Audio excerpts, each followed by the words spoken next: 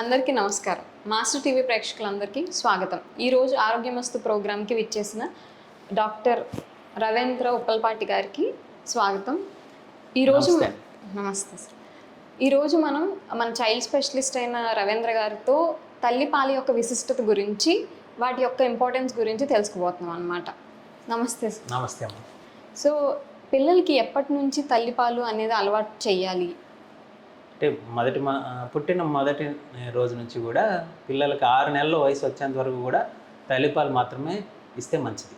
ఎందుకంటే అవి మనకి మనిషి యొక్క ఎదుగుదలకు, శారీరకంగా కానీ మానసికంగా కానీ ఎదుగుదలకి అత్యున్నతమైనటువంటి పదార్థం.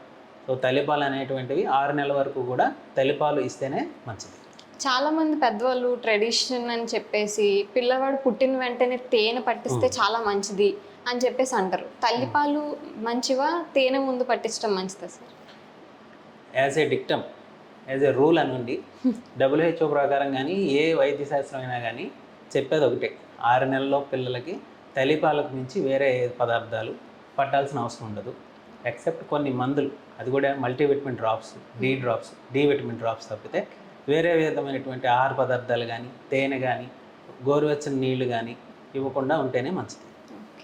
మంచినీళ్ళు ఎప్పటి నుంచి పట్టించాలి సార్ పిల్లలకి? మంచినీళ్ళు అనేవి జనరల్గా 6 నెలల తర్వాత నుంచే స్టార్ట్ అవుతాయి. 6 నెలల ముందు నుంచి లోపు ఓన్లీ తల్లిపాలు. మనకు కావాల్సిన ఆహారం, బాడీకి కావాల్సినటువంటి నీరు అంతా కూడా తల్లిపాల నుంచే వస్తుంది. తల్లిపాలు పట్టడం వల్ల ఎటువంటి రోగ నిరోధక శక్తి అనేది పిల్లలకు వస్తుంది? అసలు మన హ్యూమన్ బాడీలో ఇమ్యూనిటీ డెవలప్ అవ్వడానికి తల్లిపాలలో చాలా రకాలైనటువంటి ఆహార పదార్థాలు ఉంటాయి. ఉదాహరణకి లాక్టోఫెరిన్ అని, అలాగే విటమిన్ డి అని, ఏ అని, ఇవన్నీ కూడా రకరకాల వైరల్ ఇన్ఫెక్షన్స్ నుంచి, బ్యాక్టీరియల్ ఇన్ఫెక్షన్స్ నుంచి కాపాడడానికి ఉపయోగపడతాయి. అదే ఆహార పదార్థాలు మనం వేరే గేదె పాలు కానీ, బయట నుంచి వచ్చేటువంటి పదార్థాలు వేరే పాలు కానీ పట్టినా మనకు అందవన్నమాట. సో రోజుకి ఎన్నిసార్లు తల్లిపాలు అనేది ఇవ్వాలండి? జనరల్గా తల్లిపాలు అనేవి బిడ్డ ఎప్పుడు ఆకలితో అడిగితే అప్పుడు ఇవ్వాలన్నమాట. అది మనకి జనరల్గా ఎట్లా తెలుస్తుందంటే, అబ్జర్వ్ చేస్తున్నప్పుడు బేబీ లెగిచి చూసుకుంటుంది, అటు ఇటు చూస్తుంది, వేళ్ళు నోట్లో పెట్టుకొని పాలు తాగడానికి ప్రయత్నం చేయడం అనేది చేస్తుంది. అలాగే మామూలుగా బిడ్డ పాలు తాగిన తర్వాత 2 నుంచి 3 గంటలు పడుకుంటుంది, పొట్ట నిండితే కనుక. కొంతమంది పేరెంట్స్ ఏం చెప్తారంటే, పాలు తాగాక వెంటనే లేచిపోతుందండి 10 నిమిషాలకే అంటే, పాలు ఎక్కువసేపు ఇవ్వకపోవడం, ఇచ్చినప్పుడు కూడా బేబీ సరిగా తాగకపోవడం వల్ల ఇట్లా జరుగుతుంది. సో ఎప్పుడైనా సరే మీరు పాలు సరిపోతున్నాయి, ఎన్నిసార్లు ఇవ్వాలి అంటే, సుమారు 2 నుంచి 3 గంటలకు ఒకసారి పాలు తాగుతారు పిల్లలు. కొంతమంది అప్పుడే పుట్టిన పిల్లలు, అది వయసు పెరుగుతుంది, 2-3 నెలలు దాటిన తర్వాత ఫీడింగ్ 4 అవర్స్ గ్యాప్ పెరుగుతుంది. సో సుమారు రోజుకి 8 నుంచి 10-12 సార్లు అప్పుడే పుట్టిన బేబీ తాగుతుంది. అదే కొంచెం వయసు పెరిగిన 2 నుంచి 3 నెలలు 4 నెలల బేబీస్ అయితే రోజుకి 6 నుంచి 7 సార్లు వరకు తాగుతారు. Okay sir. కొంతమంది ఆడవాళ్ళలో బేబీ పుట్టిన వెంటనే పాలు సరిగ్గా పడవు. దానికి ఎటువంటి రెమెడీస్ తీసుకోవాలి? ఒకవేళ పాలు పడకపోతే బేబీకి ఆల్టర్నేటివ్గా ఏం ఫీడింగ్ ఇవ్వాలి? జనరల్గా పుట్టిన వెంటనే బేబీకి పాలు అనేవి వస్తాయి, అది మనకు కనపడవు. బేబీ తల్లి రొమ్ము పట్టగానే ఆ పాలు నోట్లోకి వెళ్తాయి. అవి వచ్చే పాలు కొలెస్ట్రామ్ అంటాము. ఇనీషియల్గా వచ్చే పాలు అవి ఏంటంటే చాలా చిక్కగా ఉంటాయి. ఆ చిక్కగా ఉండడం వలన కొంచెం వచ్చినా సరే బేబీ యొక్క ఆకలి తీరడానికి మరియు ఎదుగుదలకు ఉపయోగపడతాయి. సో చాలామంది ఆ పాలను వదిలేస్తారు, ముర్రి పాలు అంటాం. అవి వదిలేయడం వల్ల బేబీకి నష్టమే తప్పితే ఎటువంటి ఇబ్బంది ఉండదు. సపోజ్ చాలామందికి కామన్గా అడిగే క్వశ్చన్, ఫస్ట్ మాకు పాలు రావట్లేదనే క్వశ్చన్ అడుగుతారు. వస్తాయి, కానీ తక్కువ వస్తాయి, బేబీకి సరిపోతాయి. మొత్తం number of quantity and quality పెరగడానికి 1-10 రోజులు పడుతుంది. ఇనీషియల్ ఫస్ట్ 1 వీక్ కూడా ఎవరికైనా సరే కొంచెం తక్కువగా వస్తాయి, కానీ సరిపోతాయి, బేబీ తాగినంత వరకు సరిపోతాయి. సో ఈ 1 వీక్ కొంచెం ఓపిక్గా ప్రతి 2 గంటలకు ఒకసారి, లేదా బేబీ అడిగినప్పుడు ప్రతిసారి కూడా 20 నుంచి 30 నిమిషాలు ఫీడింగ్ చేయండి. ఎక్కువ శాతం ఫీడింగ్ ఇస్తే ఎక్కువ మిల్క్ బేబీకి అవసరం ఉందని ఎక్కువ సెక్రెట్ అవుతాయి. సో దానివల్ల ఏంటంటే ఆన్ డిమాండ్ బేబీ ఎంత ఎక్కువ తాగితే అంత ఫీడింగ్ వస్తుంది. సో ఎక్కువ ఇవ్వడం వలన ఫీడింగ్ జనరేట్ అవుతుంది. సో రెండోది, ఒకవేళ ఎంత చేస్తున్నానో పాలు రావట్లేదు, ఆ టైంలో చాలామంది ఎక్కువ మీరు చెప్పినట్టు పూర్వకాలం ఏంటంటే గోరువెచ్చని నీళ్ళు, తేనె అలాంటివి పట్టేవారు. యాక్చువల్గా అలాంటివి పట్టకూడదు. ఇప్పుడున్న పరిస్థితుల్లో బయట పాలు, గేదె పాలు కానీ, ఆవు పాలు కానీ కూడా పట్టడానికి అంత మంచిది కాదు. ఎందుకంటే చాలామంది కల్తీ చేస్తున్నారు, ఇవన్నీ కూడా ఉంటున్నాయి. ఆల్టర్నేటివ్గా ఉన్నవి డాక్టర్ గారిని అడిగి సిఫార్సు మీద ఫార్ములా ఫీడ్ అని అంటారు, అవి వరకు ఉన్నాయి. అది కూడా డాక్టర్ గారు రికమెండ్ చేస్తేనే వాడాలి తప్పితే మీ సొంతంగా అయితే వాడద్దు. ఎక్కువ శాతం ఫస్ట్ 1 వీక్ పాలు తక్కువ వస్తాయి, కానీ సరిపోతాయి, ఇవ్వడం వల్ల పెరుగుతాయి. సో మనం గుర్తుంచుకోవాల్సింది బేబీకి తల్లిపాలు ఇవ్వడానికే ప్రాధాన్యత చూపించాలి. డాక్టర్ గారు, ఇప్పుడు పిల్లలు పాలు తాగిన తర్వాత వాళ్ళు ఫ్రీక్వెంట్గా వామిటింగ్స్ చేసుకుంటున్నారని చెప్పేసి చాలామంది తల్లులు టెన్షన్ పడుతూ ఉంటారు. అలాంటి టైంలో ఏం చేయాలి? ఎప్పుడు ఎక్కువగా ఆందోళన పడాలి? సో ఇది ఒక మంచి క్వశ్చన్ అండి. ఎందుకంటే పాలు తాగిన తర్వాత చాలామంది బేబీస్ కొంతమందికి వాంతులు అవుతాయి. సో ఫస్ట్ మనం గుర్తుపెట్టుకోవాల్సింది, బేబీ పాలు తాగడం అంటే ఓన్లీ పాలు ఒకటే కాదు, పాలతో పాటు కొంచెం గాలి కూడా లోపలికి తీసుకుంటారు. అంటే అదే పాలతో పాటు గాలి కూడా కొంచెం పొట్టలోకి వెళ్తుంది అనమాట. సో ఎప్పుడైతే పాలు ఇచ్చిన వెంటనే మనం పడుకోబెట్టకూడదు. ఫస్ట్ పాయింట్ అది. భుజాన్ని వేసుకుని కొంచెం జో కొట్టాలి.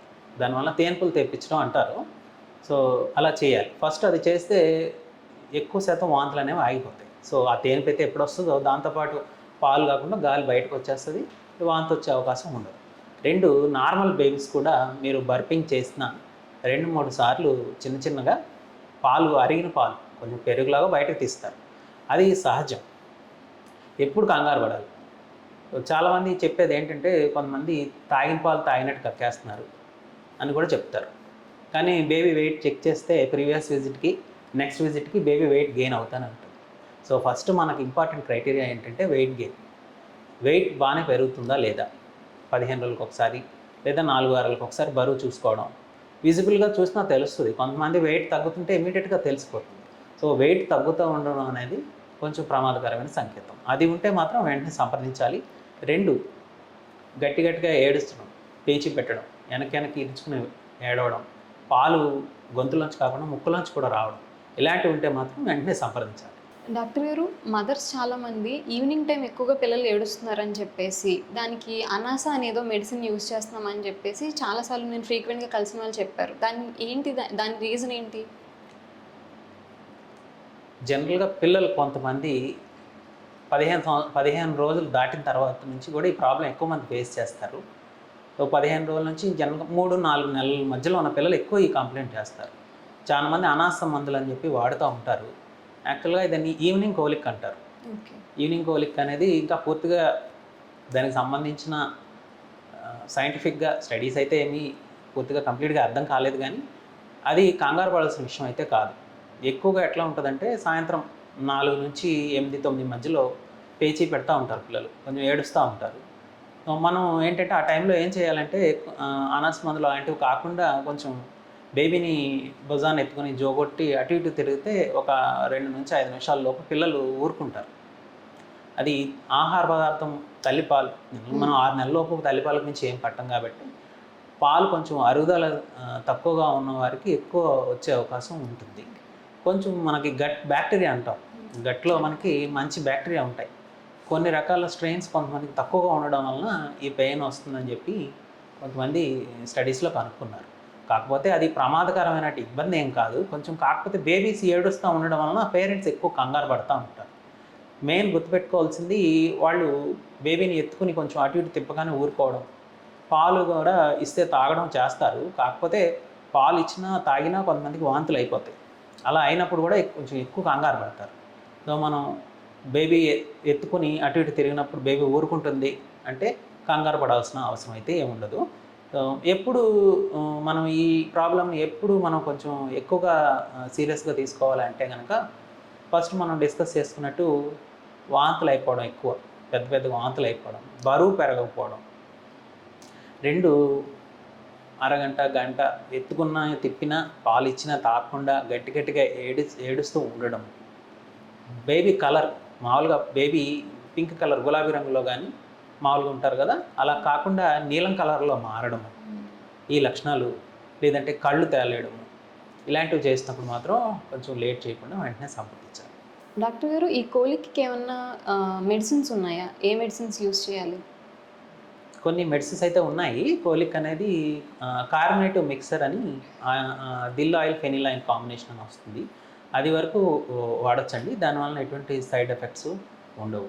ఎక్కువ శాతం ఈ మెడిసిన్స్తోనే రిలీఫ్ అవుతారు. ఈ ఎక్కువ అనాస మందులు అనే కాన్సెప్ట్ కూడా వాళ్ళు కూడా ఈ మందు పేరు చెప్తే వేరే వేరే మందులు కలిపి ఇచ్చేస్తారు అనమాట. సో మనం గుర్తుంచుపెట్టుకోవాల్సింది ఏంటంటే కోలిక్ నిమ్మదంగా తగ్గిపోతుంది, కంగారు పడాల్సిన విషయం లేదు.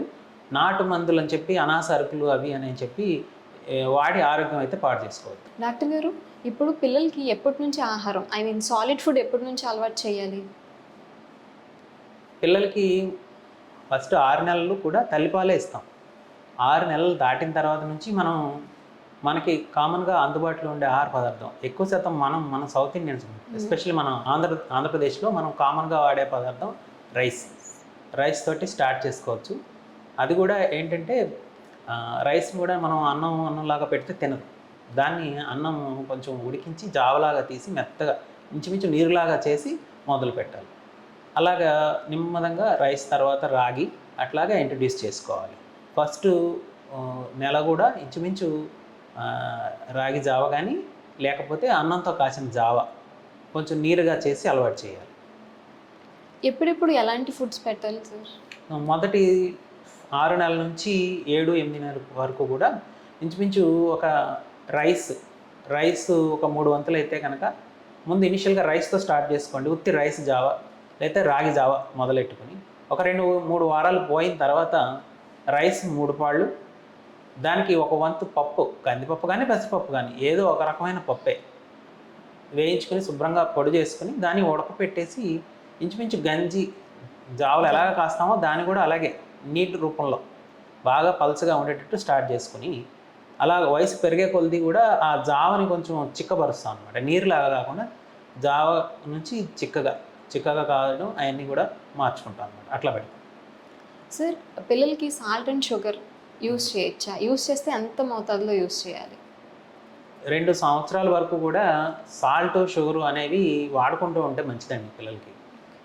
ఒకవేళ వేయాల్సి వచ్చినా సాల్ట్ వరకు వాడుకున్నా చాలా తక్కువ మోతాదు ఇస్తే మంచిది.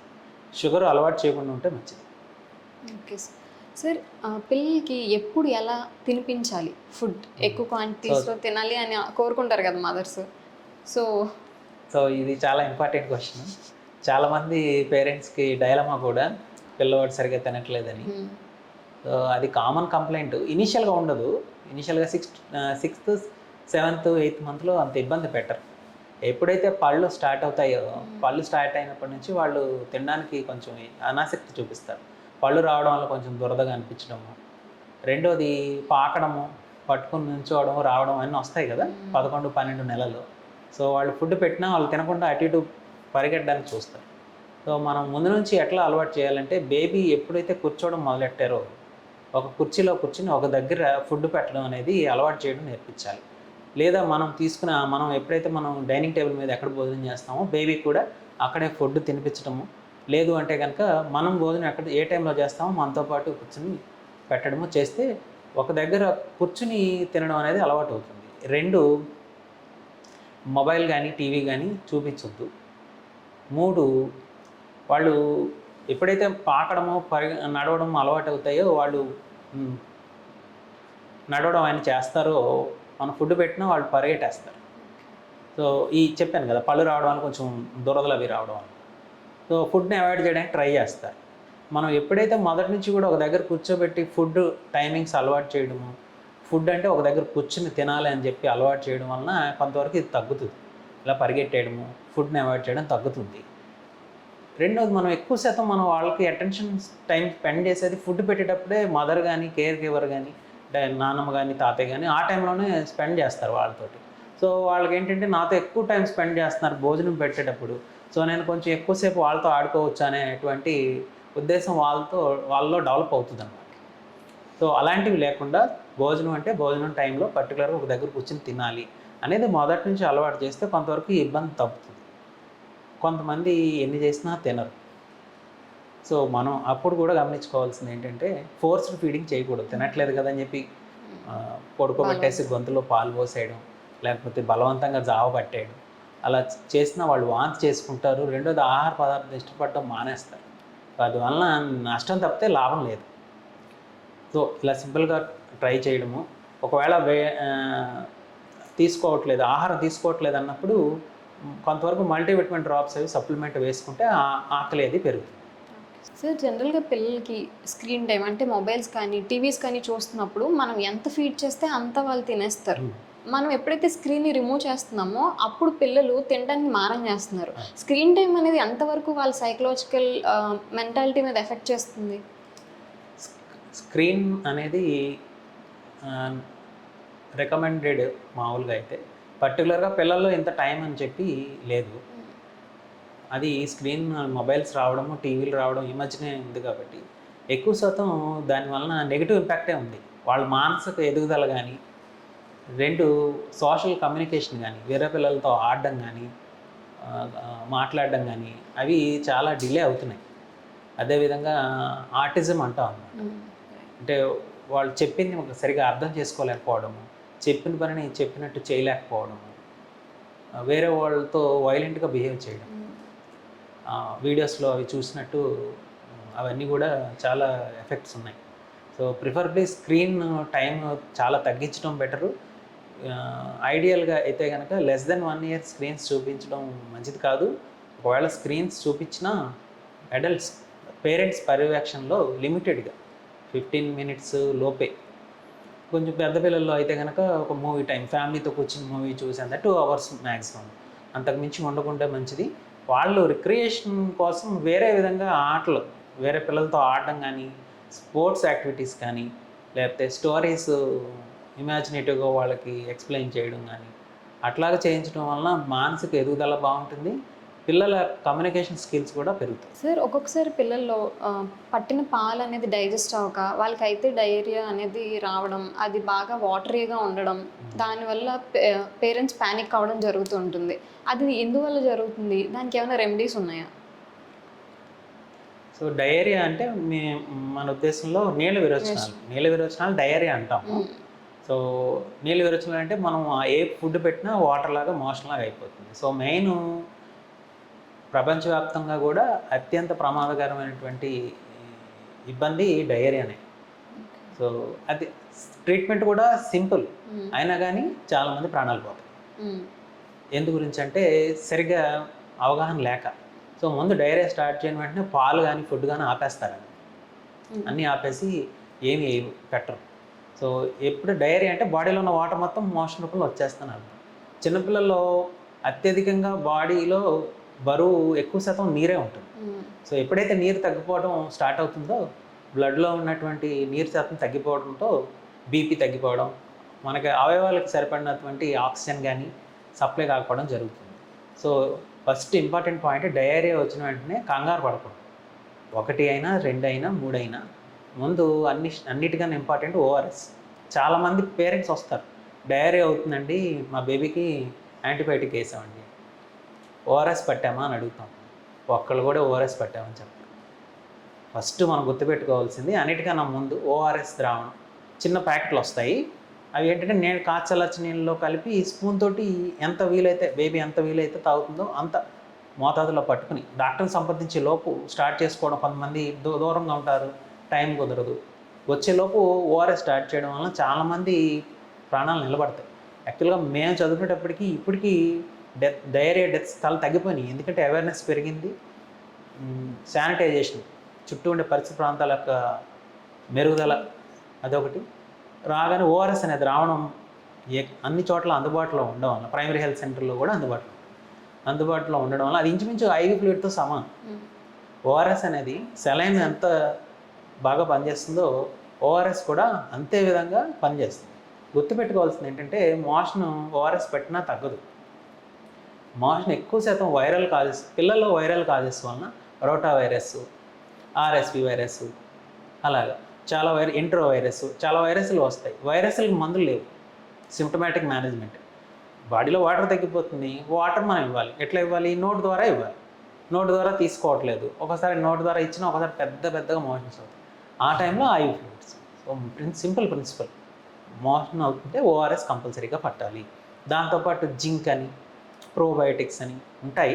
అన్నిటికన్నా ఇంపార్టెంట్ అనేది ఓఆర్ఎస్. సో నెమ్మదిగా ఆ ఏజ్ ఒక 2nd డేకో 3rd డేకో 4th డేకో మోషన్ అయ్యే క్వాంటిటీ తగ్గుతుంది, బేబీ ఆటోమేటిక్గా రికవర్ అవుతుంది. ముందు బేబీ డిహైడ్రేట్ కాకుండా ఓఆర్ఎస్ అనేది మన ద్రావణం మోతాదు వయసును బట్టి బరువును బట్టి ఉంటుంది. నెంబర్ ఆఫ్ మోషన్స్ అయిన దాన్ని బట్టి ఓఆర్ఎస్ ఎంత తాగితే అంత వీలున్నంత వరకు పట్టించడం అనేది శ్రేయస్కరం. సార్ సెకండ్ కేసులో పిల్లలకి కొంతమంది కాన్స్టిపేషన్ చేస్తుంది రివర్స్లో, డయేరియాకి రివర్స్లో ఇట్స్ కాన్స్టిపేషన్ అంటే మలబద్ధకం ఉంటుంది కదా. సో దానికి ఏంటి సార్ ప్రాబ్లం, అంటే ఎందుకు అలా వస్తుంది, దానికి ఏంటి రెమెడీస్?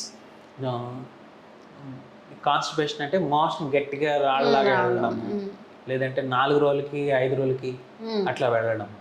సో వెళ్ళేటప్పుడు బాగా బిగబట్టేయడము, దానికి నొప్పి రావడం వలన వెళ్ళడానికి కూడా ఇబ్బంది పడడం, ఇవన్నీ చాలామంది కంప్లైంట్స్ ఉంటాయి. మెయిన్ కారణం ఏంటంటే తీసుకునే ఆహార పదార్థాల్లో పీచు పదార్థం ఉండకపోవడం. 6 months 7 months 8 months దాటిన తర్వాత కూడా పిల్లలకి కొంతమంది పాలు పడతారు, పాలే ఇస్తారు. ఆహారం అన్నం కానీ ఆకుకూరలు కానీ లేదా పప్పుచారు కానీ వేసి అన్నం పెట్టడం ఏమీ ఉండదు. సో ఎప్పుడైతే పాలు ఎక్కువ ఇవ్వడం ఉంటుందో కొంతమంది 2-3 సంవత్సరాలు కూడా ఓన్లీ పాలు తాగేవాళ్ళు ఉన్నారు. సో ఎక్కువగా పాలు తీసుకోవడం, పీచు పదార్థం లేని ఆహారం అంటే బిస్కెట్స్, జంక్ ఫుడ్స్ అంటే మన డీప్ ఫ్రై చిప్స్ అవి తీసుకోవడం, వాటర్ సరిగ్గా తాగకపోవడం, ఇవి మెయిన్ కాజెస్. దీన్ని అవాయిడ్ చేయాలంటే ముందు ఆహారం, ఇంట్లో తయారు చేసిన ఆహారం అంటే రైస్, దాంతోపాటు ఆకుకూరలు, పళ్ళు, సీజనల్గా దొరికే పళ్ళు మనకి ఇక్కడే ఈ సీజన్లో సపోజ్ ఇప్పుడు మ్యాంగోస్ సీజన్, మ్యాంగో సీజన్లో మ్యాంగోస్, సపోటా సీజన్లో సపోటా, కమలా బత్తా సీజన్లో కమలా బత్తా సీజన్లో సీజనల్ దొరికే ఫ్రూట్స్ పెట్టాలి. నీరు సరిపడినంత మోతాదు. సపోజ్ ఇప్పుడు ఒక 10 kg బాబు ఉన్నారనుకోండి, ఇంచుమించు ఒక 800 నుంచి 1 లీటర్ నీళ్లు తాగించడం. చాలామంది నీళ్ళు తాగించరు పిల్లలకి, సో నీళ్లు తాగించడం కూడా ఇంపార్టెంట్. సో ఈ జాగ్రత్తలు తీసుకోవడం. 2 అంజీరు వాటర్ అని, ప్రోన్స్ వాటర్ అంటే మన ఎండు ద్రాక్ష, ఎండు ఖర్జూరం నానబెట్టి ఆ నీళ్ళు ఇవ్వడము, లేదా ఎండు ద్రాక్ష, ఎండు ఖర్జూరం తినడము పిల్లలకు అలవాటు చేస్తే మోషన్ కొంచెం మెత్తగా ఉంటుంది, వెళ్ళేటప్పుడు వాళ్ళకి నొప్పి రాకుండా ఉంటుంది. కొంతమంది ఏంటంటే టాయిలెట్ ట్రైనింగ్ ఎర్లీగా చేసేస్తారు. 1-2 సంవత్సరాలు రాగానే మోషన్కి ఎక్కడ పెడితే అక్కడ కొంతమంది తెలియదు కదా పిల్లలకి, వెళ్ళడం వలన వాళ్ళు తిట్టడం కానీ భయపెట్టడం కానీ చేస్తారు. దానివలన వాళ్ళు ఇంకా ఎక్కువ అది మైండ్లో పెట్టేసుకుని మోషన్కి వెళ్ళకుండా అలా ఉంచేసుకోవడం హార్డ్ అయిపోతుంది. అది చేయకూడదు. ఎర్లీ ట్రైనింగ్, టాయిలెట్ ట్రైనింగ్ చేయకూడదు.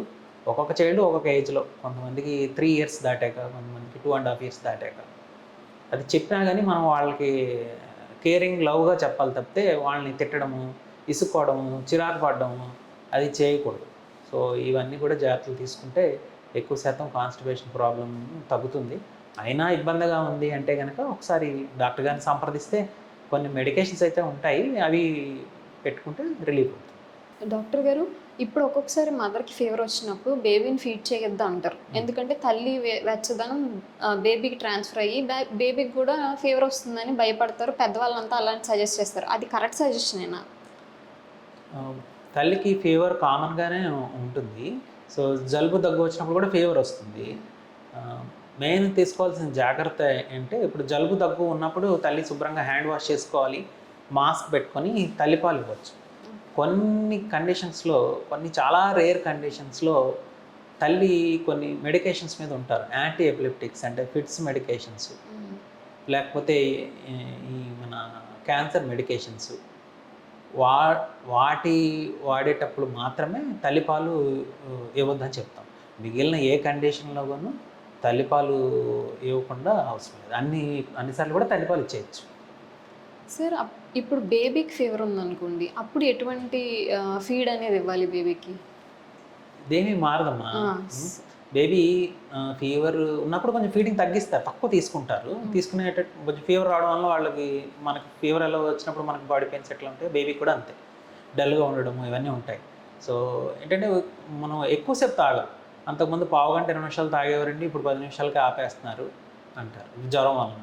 కొంతమందికి జలుబు చేస్తుంది, జలుబు చేసి జ్వరం వస్తుంది, ముక్కులు పట్టేసినప్పుడు తగిన పాలు తాగలేరు, గాలి ముక్కుల్లోనే పీల్చుకోగలరు వాళ్ళు. సో అప్పుడు ఏం చేయాలంటే ఆ నేజల్ డ్రాప్స్ ఉంటాయి, nasal drops, saline nasal drops, అవి వేసుకుని పాలిచ్చే ముందు క్లియర్ చేసి పాలిస్తే తాగుతారు. 2 నంబర్ ఆఫ్ టైమ్స్, మనం ఏదైతే తల్లిపాలు ఆన్ డిమాండ్ ఫీడ్ 2-3 గంటలు అనుకున్నాం కదా, కొంతమందికి ఏంటంటే ఒంట్లో బాగున్నప్పుడు గంటకి కొంచెమే ఇవ్వాల్సి వస్తుంది. డిమాండ్ తక్కువ తక్కువ portions సార్లు ఎక్కువ సార్లు తాగుతారు. సో అది ఒక జాగ్రత్త తీసుకుంటే సరిపోతుంది. సార్ మన ఇంటరాక్షన్లో మీరు ఇందాక sugar and salt mostly avoid చేయడం బెటర్ పిల్లలకి బిలో 2 years ఉన్న వాళ్ళకి అని చెప్పారు. దానికి ఏమైనా పర్టికులర్ రీజన్ ఉందా? రీజన్ అంటే మనం ఎక్కువగా షుగర్ సాల్ట్ ఇవ్వడం వల్ల ఏంటంటే కొంతమంది టూ మచ్ షుగర్ ఉంటేనే తింటాం అలవాటు అవ్వడం, లేదా టూ మచ్ సాల్ట్ ఉంటేనే అలవాటు అవ్వడము. అంటే ఓన్లీ వాళ్ళు సాల్ట్ ఉంటేనే తింటారు, లేకపోతే నాకు తీపిగా ఉంటేనే తింటానని ఇంక చివరికి అవి ఆహార పదార్థాలే తింటారు. అదే అవాయిడ్ చేయడానికి అన్నీ మనం ఇంట్లో వండుకున్న ఆహార పదార్థాన్ని అలవాటు అవ్వడానికి కూడా ఇది ఉపయోగపడుతుంది. రెండు స్టడీస్లో కూడా early introduction of sugar and salt వలన ఊబకాయం అంటే ఒబెసిటీ వచ్చే అవకాశం ఎక్కువ ఉంది అని చెప్పి స్టడీస్ ఉన్నాయి. అందువలన 2 సంవత్సరాల వరకు కూడా చాలా తక్కువ షుగరు కుదిరితే ఆపేయడం, లేదా తక్కువ సాల్ట్ ఇచ్చి వాడుకోవచ్చు. సార్ ఇప్పుడు చిన్నపిల్లల్లో చాలా మందికి గట్ పారాసైట్స్ ఎక్కువగా ఎఫెక్ట్ అవుతూ ఉంటారు పిల్లలు, లైక్ పిన్ వామ్స్, నుల్లి పురుగులు అంటే లాంటివి. లైక్ వాటి వల్ల వాళ్ళు చాలా వీక్ అయిపోవడం, బ్లడ్ ఎనిమిక్గా తయారవుతారు పిల్లలు. సో దానికి ఏంటి సార్ రీజన్స్ ఏంటి? ఎందుకు పిల్లల్ని ఎక్కువ ఎఫెక్ట్ అవుతారు, పిల్లలు ఎందుకు ఎక్కువ ఎఫెక్ట్ అవుతారు? దానికి ఏమైనా రెమెడీస్ ఉన్నాయా? ఎక్కువ ఈ నులుపురుగుల సమస్య అనేది ప్రీ స్కూల్ చిల్డ్రన్, స్కూల్ చిల్డ్రన్లో ఎక్కువ కామన్గా ఉంటుంది. ఎందుకంటే వాళ్ళు దగ్గర కూర్చోవడము, ఒకళ్ళ చేతిలో ఒకళ్ళు పట్టుకోవడము అవన్నీ చేస్తారు. ఈ బేసిక్గా ఇది ట్రాన్స్మిషన్ అంటే ఒకళ్ళ నుంచి ఒకళ్ళకి ఆల్రెడీ ఎవరికైనా ఉంటే పొట్టలో ఉంటే కనుక ఆ ఇన్ఫెక్షన్ ఇంకొకరికి స్ప్రెడ్ అవుతుంది. అన్హైజీనిక్ ప్రాక్టీసెస్ అంటాం, అంటే మోషన్కి వెళ్ళిన తర్వాత సరిగ్గా చేయి కడుక్కోకపోవడం, అలా వచ్చేసి వేరే పిల్లలతో ఆడడము. నైట్ టైం దురద వస్తుంది అనమాట, పెరియానల్గా దురద వస్తుంది, ఆ పిల్లలు గోక్కుంటూ ఉంటారు. అది సిమ్టమ్, క్లినికల్ సిమ్టమ్ అది వాళ్ళు అలా సేమ్ అలాగే స్కూల్లో కూడా చేస్తారు, దురద వచ్చినప్పుడు గోక్కోవడం, అలాగే వచ్చి వేరే పిల్లలతో ఆడేయడము. అలా చేయడం వల్ల ఏంటంటే వేరే పిల్లలకి ఎలాగ స్ప్రెడ్ అవుతుంది కామన్గా, ఆ ఏళ్ళు మళ్ళీ నోట్లో పెట్టుకోవడం అట్లా స్ప్రెడ్ అవుతుంది. మెయిన్ కామన్ కాజు దగ్గరగా ఉండడము, ఒకరికొకరి నుంచి ఒకరికి స్ప్రెడ్ అవ్వడము. ఈ కామన్గా ప్రీ స్కూల్ చిల్డ్రన్లో చేస్తాం. కొంచెం పెద్ద పిల్లల్లో ఈ కాన్సెప్ట్ ఉండదు కదా, దూరంగానే కూర్చుంటారు, ఇవన్నీ చేయరు. కాబట్టి 5 to 6 years పిల్లల్లోనే కామన్గా ఉంటుంది, ఈజీగా స్ప్రెడ్ అవుతుంది. సో దానివల్ల ఏంటంటే అవి లోపల ఎప్పుడైతే గట్లోకి అంటే పొట్టలోకి వెళ్తాయో అవి ఇంటెస్టైన్కి అతుక్కుని బ్లడ్ తీసుకుని పెరుగుతూ ఉంటాయి, బాడీలో ఉన్న బ్లడ్ని సక్ చేస్తూ ఉంటాయి, సక్ చేసి వాటి సంతానోత్పత్తి చేసుకుంటూ ఉంటాయి. సో దానివల్ల బాగా పిల్లలు వీక్ అవుతారు. మనకు కామన్గా ఉండే ప్రోగ్రామ్ ఇండియా మొత్తం కూడా అంగన్వాడీస్ కానీ వాళ్ళు మంత్లీ కానీ 6 monthly కానీ ఆల్బెండజోల్ ట్యాబ్లెట్స్ కానీ సిరప్స్ కానీ ఇస్తున్నారు. 6 months ఆర్ 1 yearly. సపోజ్ తగ్గట్లేదు, ఫ్రీక్వెంట్గా తగ్గట్లేదు, ఇబ్బందిగా ఉంది, ఆ టైంలో కొంచెం డోస్ మాడిఫై చేసి వాడాల్సి వస్తుంది. సో కామన్గా ఇండియా మొత్తం కానీ మన గవర్నమెంట్ స్కూల్స్లో కానీ అంగన్వాడీ ఆశా వర్కర్లు కానీ వాళ్ళు ఎప్పుడు ఇస్తారో వాళ్ళు చక్కగా ఆ మెడిసిన్ వరకు వేసుకుంటే ఈ ప్రాబ్లం చాలా వరకు తగ్గిపోయింది, ఇంకా ఉండదు కూడా, తగ్గుతుంది. సో వీక్ అవుతారు, ఇప్పుడు పిల్లలు వీక్ అవుతారు, హిమోగ్లోబిన్ తగ్గిపోతుంది కదా బ్లడ్ తాగేస్తాయి కాబట్టి. ఆ హిమోగ్లోబిన్ పెరగడానికి ఐరన్ సప్లిమెంట్ వాడుకోవడం, ఆ ఐరన్ రిచ్ ఫుడ్స్ అంటాం, అంటే ఆకుకూరలు, పాలకూర ఒకటి, మెంతికూర ఒకటి, మునగాకు, ఖర్జూరం పండు, క్యారెట్, బీట్రూటు, నట్స్ అంటే బాదము, పిస్తా, లేకపోతే కనుక వేరుశనగ పప్పు అచ్చులు అంటాం కదా, వేరుశనగ పప్పు చిక్కీ అచ్చులు అంటాం, అవి ఇచ్చుకోవడం వల్ల న్యూట్రిషనల్ డెఫిషియన్సీ కొంచెం వరకు కరెక్ట్ అవుతుంది. ఎక్కువ తగ్గితే మాత్రం ఐరన్ సప్లిమెంటేషన్ సిరప్స్ వాడాల్సి వస్తుంది. సో జనరల్గా బ్రెస్ట్ ఫీడింగ్ చేయడం వల్ల మదర్కి బోన్ డెన్సిటీ తగ్గిపోవడం, లేదంటే కాల్షియం డెఫిషియన్సీ వల్ల బోన్ ఏక్స్ రావడం, ఇలాంటి కొన్ని సిమ్టమ్స్ కనిపిస్తాయి మదర్స్లో. సో అలాంటప్పుడు ఫీడింగ్ మదర్స్ ఎటువంటి ఫుడ్ సప్లిమెంట్స్ తీసుకోవాలి, ఎటువంటి రెమెడీస్ తీసుకుంటే ఈ బోన్ డెన్సిటీ తగ్గకుండా చూసుకోవచ్చు సార్? ఒకటి, తల్లి బిడ్డకు పాలు ఇవ్వడం వలన బాడీలో కాల్షియం తగ్గడము, ఎముకలు వీక్ అవ్వడం అనేది అయితే జరగదు. ఎప్పుడైతే తల్లి బాడీలో ఎప్పుడైతే కాల్షియం తగ్గిపోతుందో బేబీకి సెక్రెట్ అయ్యే మిల్క్లో కూడా కాల్షియం లెవెల్స్ ఆటోమేటిక్ తగ్గిపోతాయి. ఇదంతా ఎందుకు జరుగుతుందంటే మనం విటమిన్ డి లెవెల్స్ మనకి తగ్గిపోతున్నాయి. ఎందుకంటే మనం ఇదివరకు అవుట్డోర్లో ఉండేవాళ్ళం, ఎక్కువ సన్కి ఎక్స్పోజ్ అవుతూ ఉండేవాళ్ళం, బాడీలో సెన్సెస్ అయ్యేది. మనకేంటంటే ఇండోర్ అంటే సన్ లైట్ తగ్గకపోవడం వల్ల విటమిన్ డి తగ్గిపోతుంది. ఆటోమేటిక్గా విటమిన్ డి తగ్గగానే కాల్షియం గట్ నుంచి కాల్షియం అబ్జర్ప్షన్ చేసిన శక్తి తగ్గిపోయి ఆ డిపాజిషన్ కూడా తగ్గిపోతుంది, బోన్స్లో డిపాజిషన్ తగ్గిపోతుంది. రెండు, మెటరల్ హార్మోన్స్ ఉంటాయి, ఈస్ట్రోజన్, ప్రొజెస్ట్రాన్, సైకిల్ వలన ప్రతి నెల మారుతూ ఉంటాయి సైకిల్స్. ఆ సైకిల్ వల్ల కూడా కొంచెం బోన్ డెన్సిటీ తగ్గుతుంది. సో దాని వలన మదర్ కాల్షియం తక్కువ అవుతుంది తప్పితే ఫీడింగ్ ఇవ్వడం వలన మదరు కాల్షియం తగ్గడం, వీక్ అవ్వడం ఉండదు. మదర్ కాల్షియం తక్కువ ఉంటే బేబీకి కూడా కాల్షియం తక్కువ వెళ్తుంది అంతే. సో దీన్ని ఎలా నివారించుకోవచ్చు అంటే పాలు అలవాటు ఉంటే పాలు తాగవచ్చు. డైలీ 100 ml to 200 ml పెరుగు పదార్థాలు తీసుకోవచ్చు. కొంతమందికి ఇవి తీసుకున్న అబ్జార్ప్షన్ ఉండదు. ఆ టైంలో vitamin D supplements, 2 calcium supplements కూడా వాడాల్సి వస్తుంది. ఈ యాంటీనాటల్ పీరియడ్లోనే అంటే ఇప్పుడు సపోజ్ గర్భం ధరించినప్పటి నుంచి కూడా ఈ సప్లిమెంట్స్ అన్నీ గైనకాలజిస్టులు వాళ్ళు చూసుకుని బ్లడ్ టెస్టులను బట్టి ఆల్రెడీ సప్లిమెంట్ చేస్తూ ఉంటారు. డెలివరీ అయిన తర్వాత కూడా అవసరాన్ని బట్టి కంటిన్యూ చేపిస్తారు. ఆహార పదార్థంగా మనం చూసుకోవాల్సింది పాలు కానీ పెరుగు కానీ అలవాటు ఉంటే అవి పుష్కలంగా తీసుకోవచ్చు. సార్, పాలిచ్చే తల్లులు ఈ ఫుడ్ తినకూడదు, ఆ ఫుడ్ తినకూడదు అని చాలా రిస్ట్రిక్షన్స్ ఉంటాయి. సో మెడికల్గా అట్లాంటి రిస్ట్రిక్షన్స్ ఏమైనా ఉన్నాయా? ఏ ఫుడ్ మెటీరియల్స్ అవాయిడ్ చేయాలి? తల్లి ఇంచుమించు అన్ని ఆహార పదార్థాలు తినొచ్చండి. కాకపోతే ఎక్కువ పులుపుగా ఉండే పదార్థాలు కానీ మసాలా కారం ఉండే పదార్థాలు అవాయిడ్ చేసుకుంటే మంచిది.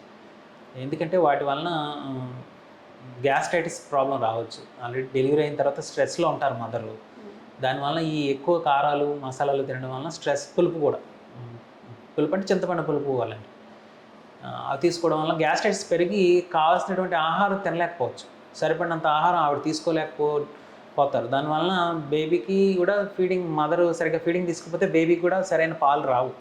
ఇప్పుడు శుభ్రంగా అన్నీ పుష్కలంగా బాడీలో ఉంటే కదా పాలు మంచిగా అన్ని కాల్షియం, మినరల్స్ అన్నీ సెక్రెట్ అవుతాయి. బాడీలోనే లేకపోతే ఎక్కడి నుంచి వస్తాయి? సో మదర్ కూడా అన్ని ఆహార పదార్థాలు తప్పకుండా తీసుకోవాలి. కాకపోతే ఒకవేళ మీకు అనుమానం ఉన్నప్పుడు తక్కువ తీసుకుని ప్రయత్నం చేయండి. కొంచెమే తినండి. తీసుకుని బాగానే ఉంది, బేబీకి బాగానే ఉంది, పడుతుంది, ఇబ్బంది పడట్లేదు అనుకుంటే కనుక కొంచెం ఎక్కువ మోతాదు తీసుకొని చూడండి. అన్నీ రెస్ట్రిక్ట్ చేయాల్సిన అవసరం ఉండదు. ఎక్కువ పుల్లుగా ఉండేవి, కార మసాలాలు తీసుకోకుండా ఉంటే మంచిది. ఆకుకూరలు కూడా తీసుకోవచ్చు. అన్ని ఆకుకూరలు కూడా తీసుకోవడం వలన బేబీకి సమతులైనటువంటి న్యూట్రిషన్ అందుతుంది. Thank you so much sir. మీరు చాలా ఇంపార్టెంట్ ఇన్ఫర్మేషన్ ఇచ్చారు. మా వ్యూవర్స్లో ఉన్న ఫీడింగ్ మదర్స్కి ఇన్ఫర్మేషన్ చాలా యూస్ఫుల్ అవుతుందని నేను అనుకుంటున్నాను. చూసారు కదండి, ఈ వారం పిల్లలు వాళ్ళ ఫీడింగ్ అండ్ దానికి కావాల్సిన రెమెడీస్ గురించి సార్ దగ్గర నుంచి చాలా ఇన్ఫర్మేషన్ తీసుకున్నాము. నెక్స్ట్ వీక్ ఇంకొక న్యూ టాపిక్తో సార్ని మళ్ళీ కలుద్దాం. Thank you so much. Thank you.